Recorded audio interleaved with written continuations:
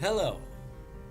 This fourth video continues from the first video about articles usage by going into greater detail about the realization of abstract reference. But first, let's review. As you may recall, there are three kinds of reference meaning captured by the use or non-use of articles in English. They are specific, concrete, and abstract.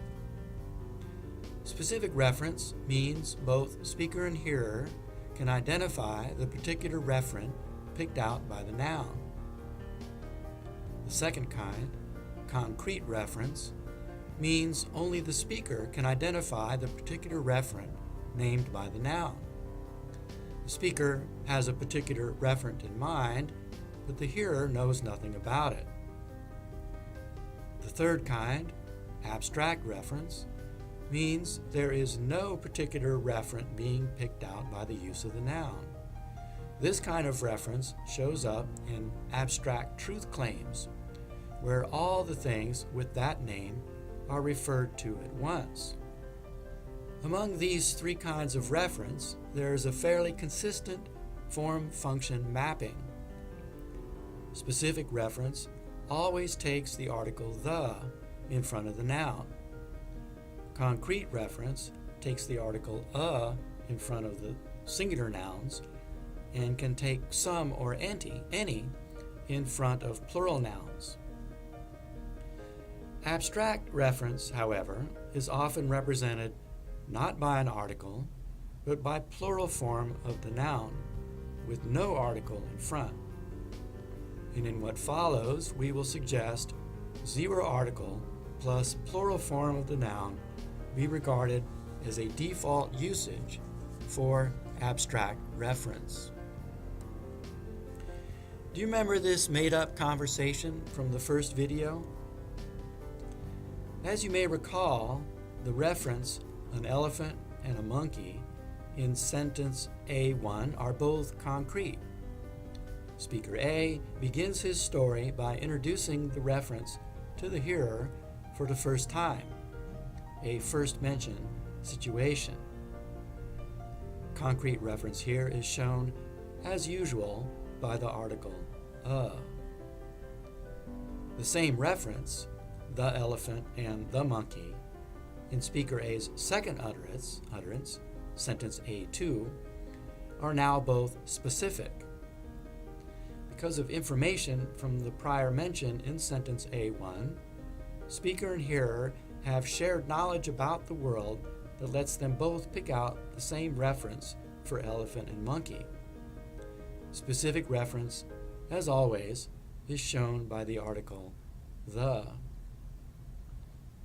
However, speaker B's utterances, sentences B1 and B2, are not referring to the elephant or the monkey mentioned in speaker A's utterances.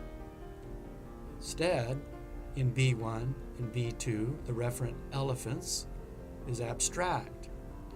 Speaker B is making general truth claims about all elephants using the so-called present tense.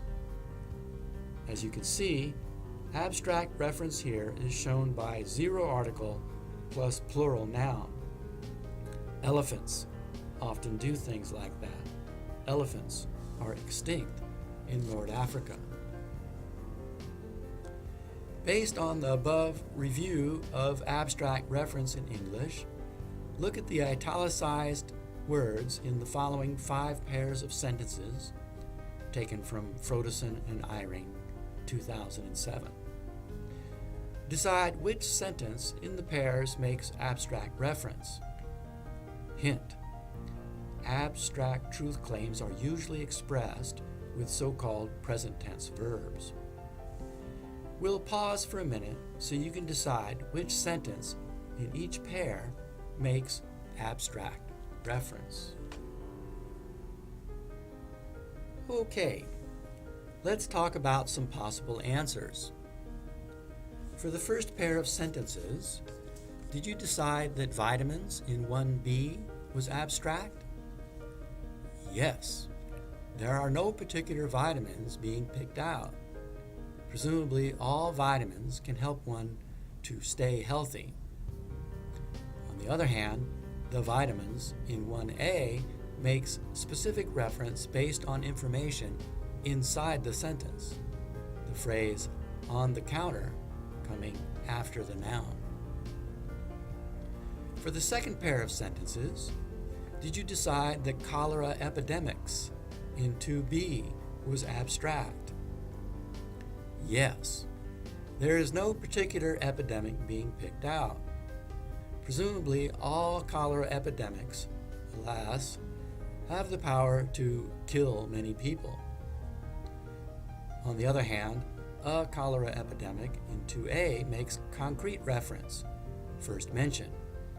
Presumably, the speaker is prepared to share details about this epidemic with the hearer.